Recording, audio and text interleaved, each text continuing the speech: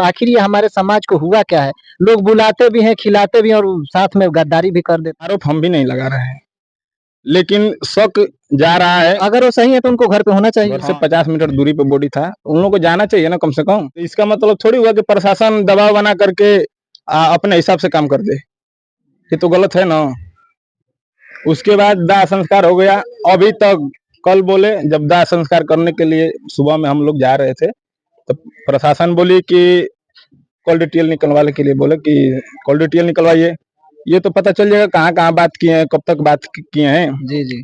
तो call detail के लिए बोला गया तो बोले कि ठीक है दाह संस्कार आप कर लीजिए, उसके बाद हम लोग काम करेंगे। अभी तो कोई थाने से भी फोन फान नहीं आया। बताइए जो परिवार दुखित है, जो परिवार अपने दुख में विलुप्त है, वो परिवार बार बार फोन करके पूछेगा।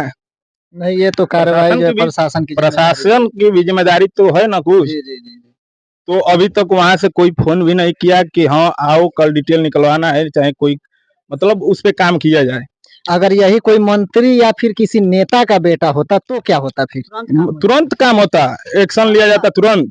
तब तो फोरेंसिक टीम होता है, पता नहीं कौन कौन सी एजेंसी है, वो तो आ जाती है एकदम स्पॉट पे। वो लोग भी जानते हैं, प्रशासन भी जान रही है, प्रशासन भी जान रही है कि वो गरीब घर का लड़का है, गरीब परिवार से बिलोंग करता है, गरीब घर में गरीब घर के लड़के के साथ हुआ है घटना, इसलिए वो मतलब कदम नहीं उठा रही है। इसका मतलब कि हम ये समझे कि सबसे बड़ा साफ है गरीबी।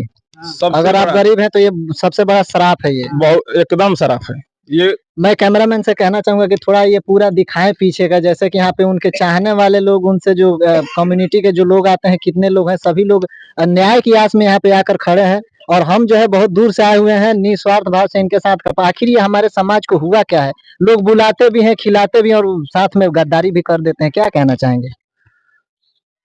क्या कहना चाहेंगे, मान लीजिए कि घर पे गए हैं, वो तो उनका तो भरोसा था, पहले से भी आते जाते थे।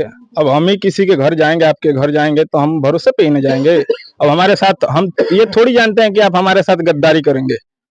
अब गद्दारी अगर जानते कि आप हमारे साथ गद्दारी करेंगे तो हम जाते ही नहीं। जैसे कि देखिए, मैं डायरेक्ट उन महिलाओं के ऊपर आरोप नहीं लगा रहा हूँ। हो सकता है इसमें क्योंकि ये रहस्यमय तरीके से जो ये घटना को अंजाम दिया गया है, तो मैं उनके ऊपर आरोप नहीं लगा रहा हूँ। लेकिन एक तरह से सोचने वाली बात है कि हमारे समाज में एक गलत मैसेज जा रहा है, गलत संदेश जा रहा है। क्या कहना चाहेंगे? आरोप हम भी नहीं लगा रहे हैं, लेकिन शक जा रहा है। अगर वो सही है तो उनको घर पे होना चाहिए। हाँ, शक इसलिए जा रहा है कि मान लीजिए कि सुबह की घटना हुई, वहां पे लोग जो भी देखे, बॉडी को देखे, वो लोग जा करके कहे कि आपके घर प्रोग्राम था, चलिए देखिए वहां पे एक बॉडी पड़ा है, आपके रिश्तेदार तो नहीं है, लेकिन वो लोग नहीं गए। क्यों नहीं गए? जाना चाहिए कि ना। 50 मीटर दूरी पे बॉडी था, घर से 50 मीटर दूरी पे बॉडी था, उन लोगों को जाना चाहिए ना कम से कम। आपको कैसे खबर हुई वहाँ पे?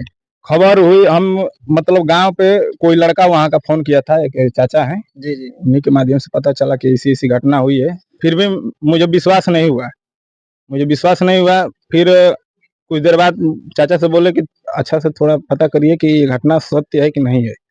फिर पता करने के बाद पता चला कि सही बात है। अच्छा, मैं ये पूछना चाहता हूँ, जो जो भी हमें लोग देख रहे हैं, मैं उन लोगों से पूछना चाहता हूँ कि आखिर ये हमारे समाज में चल क्या रहा है? अब किसी पे कोई कैसे विश्वास करेगा, कैसे कोई भरोसा करेगा? इससे अच्छा तो 90 के जो दशक के जो समय था, जो जमाना था, वही सही था। उस समय लोग जो है साथ में मिलकर रहते थे, ऐसा होता नहीं था। लेकिन आज के समय में हमारा समाज ये बहुत गलत दिशा में जो जा रहा है, इस पे आप क्या कहना चाहेंगे? गलत दिशा में जा रही है, इससे तो मान लीजिए कि असर तो पड़ेगा। हर एक माँ बाप चाहेगा कि हमारा लड़का ऐसा मतलब रात बिरात ना निकले। अगर कोई खास, कितना भी खास मित्र हो, उसके साथ भी लोग नहीं जाने नहीं देंगे। बैठने देंगे। कोई भी माँ बाप, ऐसी ऐसी घटना हो रही है, इसके हिसाब से तो माँ बाप कहीं जाने नहीं देगा। आप पवन के क्या लगते हैं? हम पवन के छोटे भाई हैं। अच्छा, आप ही छोटे भाई हैं? चाचा के लड़के हैं। जी जी जी। वो मेरे बड़े भाई थे। ये बताइए कि जो पवन है, उनकी शादी कितने दिन पहले हुई थी? 4 महीने पहले 10 जून को शादी थी। घर का खर्चा चलाने वाला? वही एक बड़े भैया थे, वो बहुत पहले एक्सपायर कर गए, 2-3 साल हो गया। चाचा भी अभी हम लोग छोटे छोटे थे तभी एक्सपायर कर गए। उसके बाद जिम्मेदार जब मतलब घर का खर्चा चलाने वाले यही पवन भैया थे, माजिल थे, और छोटा भाई है एक चाचा का लड़का।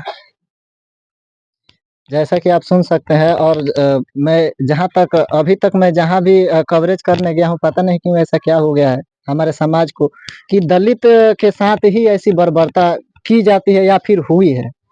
मैं बहुत ऐसे न्यूज़ों में देखा हूँ, मैं बहुत जगह गया भी हूँ। आप लोग का इस पे क्या कहना है? आप लोग कमेंट करते रहिए। क्या कहना चाहेंगे प्रशासन से आपकी क्या माँग रहेगी? सरकारें से क्या माँग रहेगी सरकार से? प्रशासन से मांग यही रहेगी कि हम लोग को तो न्याय चाहिए। अब मान लीजिए कि प्रशासन जिस हिसाब से काम कर रही है थोड़ा सही तरीके से काम करे। किसी भी गरीब हो या अमीर, किसी के साथ अन्याय नहीं होना चाहिए। सबको एक नज़र से देखना चाहिए। सबको एक नज़र से, क्योंकि कानून सबके लिए बराबर है। कानून सबके लिए बराबर है। वो लोग जनता के सेवक हैं। जनता सब मतलब सबको एक बराबर देखे। आप ही लोगों के वजह से तो उनको पैसा मिलता है, पैसा मिलता सैलरी है। उनकी जेब में हर महीने सैलरी आती है। लेकिन वो लोग समझ नहीं समझते रहे हैं। नहीं। वो लोग समझ नहीं रहे हैं। वो लोग वर्दी का मतलब गलत पावर गलत दिखा रहे हैं, गलत उपयोग कर रहे जी, हैं। जी, जी। ठीक है। अगर कोई जा रहा है बात करने तो उसको धमका दे रहे हैं, डरवा दे रहे हैं। जब जनता बात नहीं करेगी, उसकी बात नहीं सुनेंगे आप, तो वो कैसे कहेगी? तो वो किस तो लिए फिर उस कुर्सी पे आप बैठे हैं, उसे कुर्सी आपको पे छोड़ के घर चले जाना चाहिए। वर्दी किस लिए पहने हैं? जनता की सेवा करने के लिए पहने हैं। लेकिन बात आप नहीं सुनेंगे तो हम लोग कहाँ जाएंगे? किससे बात करेंगे? सरकार से आप क्या माँग क्या है सरकार से आपकी?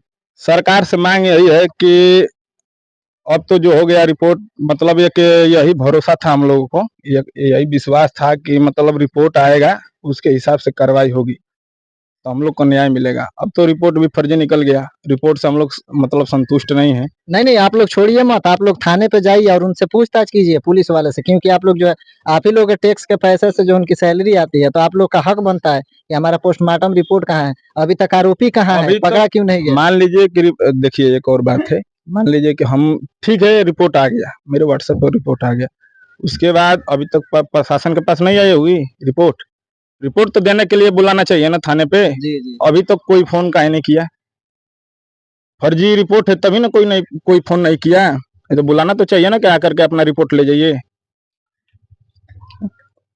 क्या माँग करेंगे आप, जो जैसे कि उनकी पत्नी जो है 4-6 महीना पहले शादी हुई है, तो क्या माँग करते हैं आप सरकार से?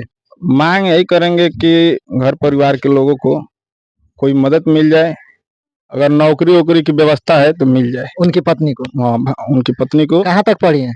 हाई स्कूल पास है। जी, जी, तो ग्रुप डी लेवल का तो नौकरी तो मिल ही सकता है। हाँ, ग्रुप डी लेवल का भी मिल जाएगा तो सही रहेगा। जी, और आर्थिक मान लीजिए कि गरीब परिवार है, इतना गरीब परिवार है, वही जो भैया थे, जैसा कि आप घर दिखाने का कोशिश कर रहे हैं यहाँ पे पवन जी का, यही घर है। आर्थिक स्थिति आर्थिक से क्या मदद माँग करना चाहेंगे आर्थिक आर्थिक स्थिति से? आर्थिक स्थिति से यही मदद करेंगे कि मान लीजिए उनको वही जिम्मेदार व्यक्ति थे, घर का खर्चा वर्चा चलाने वाले वही व्यक्ति थे। अब इस परिवार का कैसे खर्चा वर्चा चलेगा? मतलब जैसे एक नौकरी, उसके बाद से और भी कुछ माँग है पैसे-वैसे का? पैसे, हाँ, 10-20 लाख रुपया मिल जाएगा तो ये परिवार थोड़ा मतलब संभल जाएगा। जी। तो अगर बलिया के जो डीएम साहब हैं वो, या फिर बलिया के जो एसपी साहब हो, या फिर हमारे माननीय मुख्यमंत्री श्री योगी आदित्यनाथ जी, अगर हमारा वीडियो आप तक पहुँचा हो, तो कृपया इस परिवार को जो है न्याय दिलाया जाए और इनका जो है माँगे जो है पूरी की जाए। वैसे तो बहुत कम संभावनाएँ हैं, लेकिन फिर भी मैं आपसे हाथ जोड़ के अपील करता हूँ कि इस परिवार के साथ जो है इंसाफ हो। अभी तक वीडियो में बने रहने के लिए धन्यवाद। जय हिंद, जय भारत, वंदे मातरम।